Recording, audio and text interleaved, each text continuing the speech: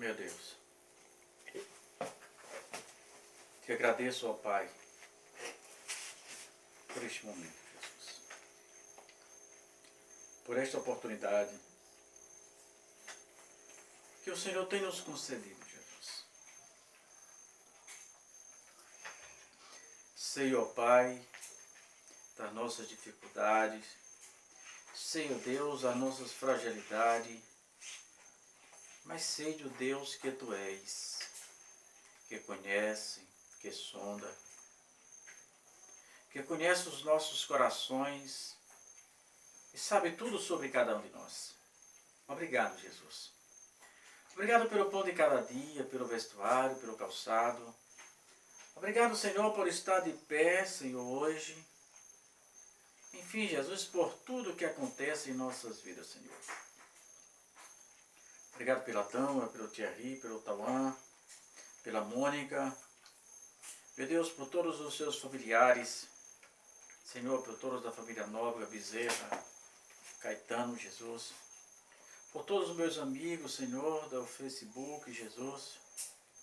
Ali, Senhor, pelo irmão e amigo, doutor Pericleon, que seja alcançado nesta noite, mais e mais pelas suas misericórdias. Meu Deus, pelo teu filho Mateus, enfim, Senhor, por todo Jesus. Pai, se estamos de pé, são as tuas misericórdias que nos sustentam. Não é porque oramos ou vigiamos.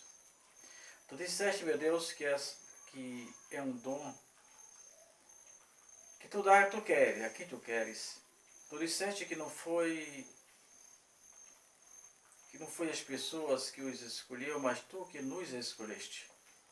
Por isso, meu Deus, eu te louvo por ter achado graça, Senhor, diante de ti, e ter nos escolhido, nos mantido, Senhor, até hoje.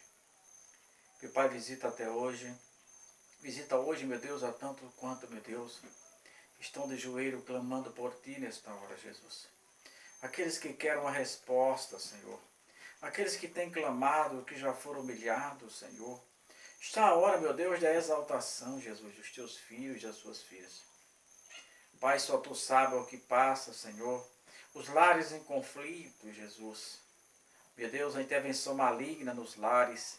Meu Deus, repreende, meu Deus, o espírito da mentira, do engano, da traição. Ah, meu Deus, tudo aquilo que não vem de ti, Jesus. Pai, visita cada um nesta noite. Visita, meu Deus, a cada lar, Jesus. E responde a cada uma oração que foi feita com o espírito íntegro e sincero diante de ti. Responde, ó Pai, para que teus filhos venham se alegrar, Senhor, nesta noite.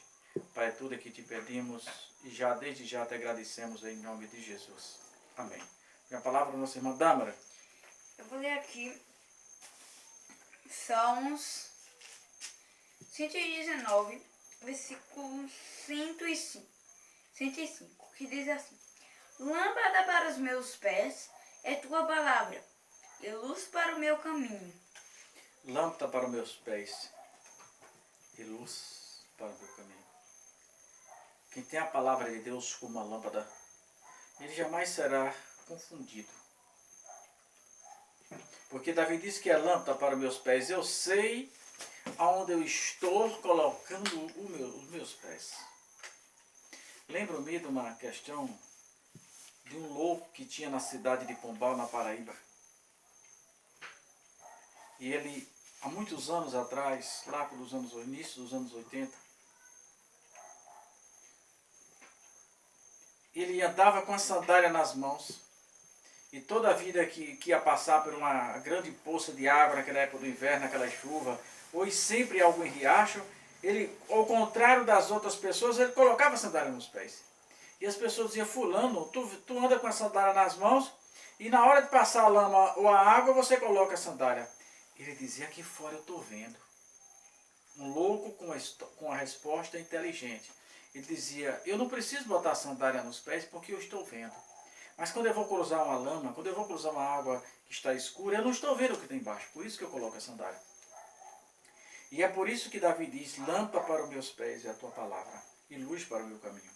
Davi fala de uma consciência, de uma visão do que é certo e o que é errado. E é isso que a gente precisa ter. Essa palavra de Deus como essa bússola. Para que serve uma bússola? Para nos guiar. A palavra de Deus como alimento. A única coisa que alimenta a nossa alma, o nosso corpo físico, é alimentado com pão que perece. Mas a nossa alma só será alimentada com a palavra de Deus. Quando você ora e quando você lê a palavra de Deus, são coisas completamente diferentes. Quando você está orando, você está tentando falar com Deus. E nem sempre você sabe, ou às vezes você não sabe se Deus realmente está de costa para você, dependendo da sua vida que você leva. Mas quando você começa a ler a palavra de Deus, é o caminho inverso. É Deus falando com você. É aquela história que você falava, aquela história que fala da diferença entre o sacerdote e o profeta. O sacerdote representava o povo diante de Deus. E o profeta é o caminho inverso. O profeta representa Deus diante do povo. Então, assim, essa história é a Bíblia. A Bíblia é o único alimento da nossa alma. Por isso que devemos ler quantas vezes forem necessário. Eu costumo dizer que todo cristão deve ler a Bíblia toda. Por quê? Como recomendar alguém a ler um livro que nem mesmo você nunca leu? Pense nisso. Vamos ler o Salmo 46? É pequeno. Eu vou ler todos para falar apenas de um único versículo. Mas ele tem apenas 11 versículos. Diz assim o primeiro. Davi diz: Deus é o nosso refúgio e fortaleza, socorro bem presente na angústia. Pelo que não temeremos, ainda que a terra se mude, ainda que os montes se transportem para o meio dos mares, ainda que a água ruge e se perturbem, ainda que os montes se abalem pela sua braveza, há um rio cujas correntes alegram a cidade de Deus, o santuário da morada do Altíssimo. Deus está no meio dela, não será abalada. Deus ajudará ao romper da manhã. As nações embraveceram, os reis se moveram. Ele levantou a sua voz e a terra se derreteu. O Senhor dos exércitos está conosco, o Deus de Jacó é o nosso Deus, é o nosso refúgio. Vinde e contemplai as obras do Senhor, que dissoluções tem feito na terra. Ele faz cessar a guerra até o fim da terra. Quebra o arco, corta a lança e queima o carro no fogo. Aquietai-vos e sabei que eu sou Deus, e serei exaltado entre as nações e sobre a terra.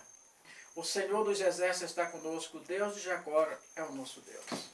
Irmãos, eu li o Salmo 46 todo para me deter em poucos minutos apenas na estrofe 10. Davi vem fazendo todas essas afirmativas maravilhosas que são reais, mas Deus estava vendo que a realidade de Davi era outra.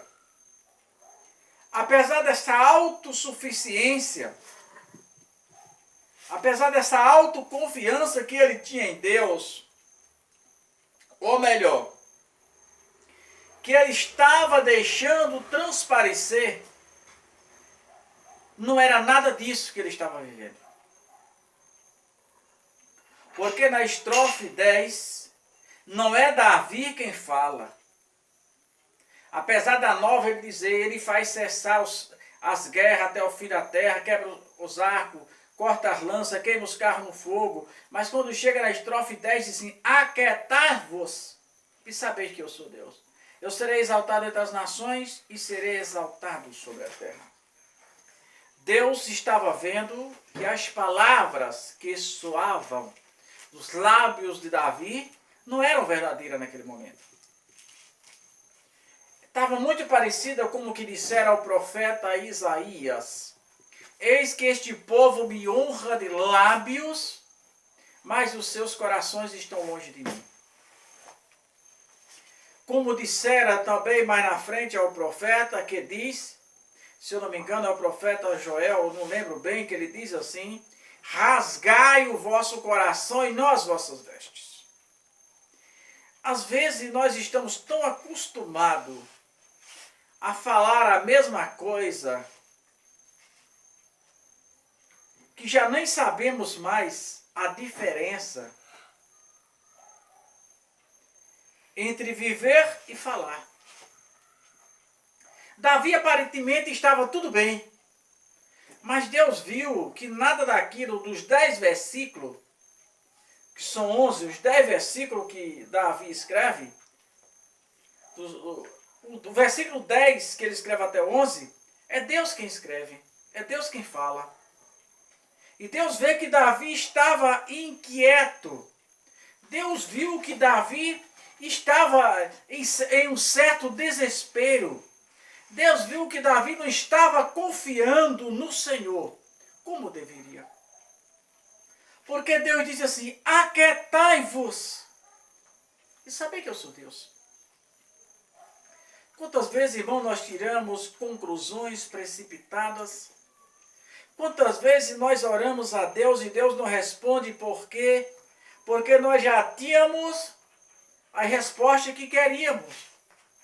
Estamos apenas falando, apesar de achar, só que Deus não ouve apenas a nossa voz, Deus ouve realmente o nosso coração. Estamos pedindo alguma coisa a Deus de lábios, mas os nossos corações estão pedindo outra. Já sabemos a resposta que queremos. Já sabemos os caminhos que iremos trilhar. E ali estava Davi, fazendo 1001 coisas maravilhosas. Senhor, nosso refúgio, fortaleza. Senhor, isso, Senhor, aquilo. Mas ele mesmo não estava crendo naquilo que ele estava dizendo. Porque o versículo 10 é, aquietai-vos. Por que o desespero, Davi? Por que estás tão ansioso, Davi? Por que não está deixando, Davi, que eu faça aquilo que eu tenho que fazer na sua vida? Aquietai-vos e saber que eu sou Deus. Ele diz, eu serei exaltado entre as nações. A glória, irmão, tem que ser de Deus.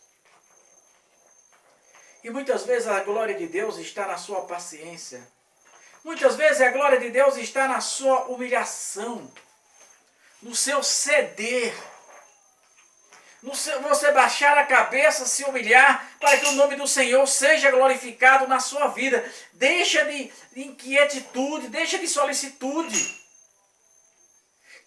Tem um hino que fala, solicitude minha, toma assim.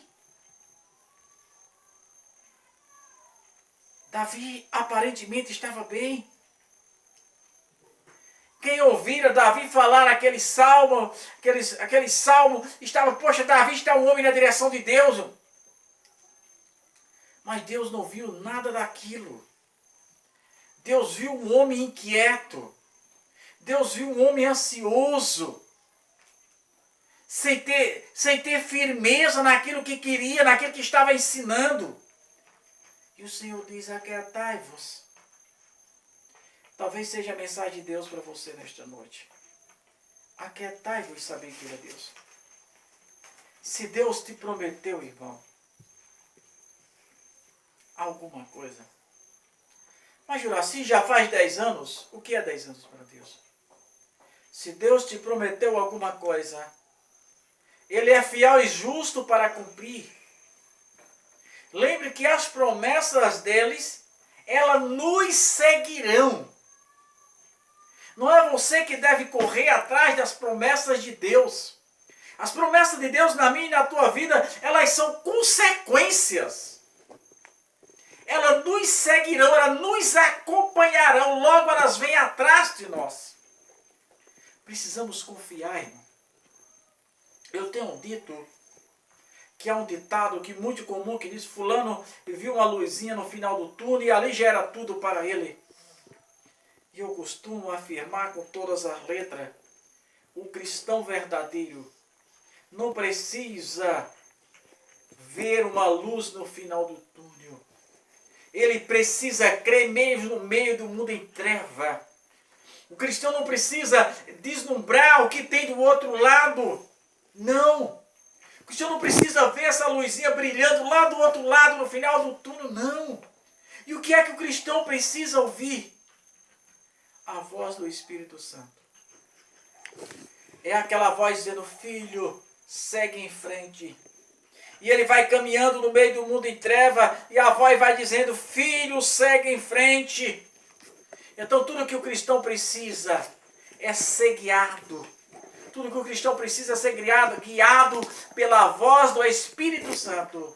Não precisa de uma voz no final do túnel, uma luz no final do túnel. Ele precisa de uma voz suave e delicada, como aquela que falara para o profeta Elias quando se escondera do Senhor, dizendo o que faz aqui, Elias. Então, meu irmão, que Jesus Cristo continue te abençoando. Dê ouvido à voz do Espírito Santo que fala contigo nesta noite. E o versículo 10 do Salmos 46 é para você. Aquietai-vos e sabei que eu sou Deus. Amém, Jesus.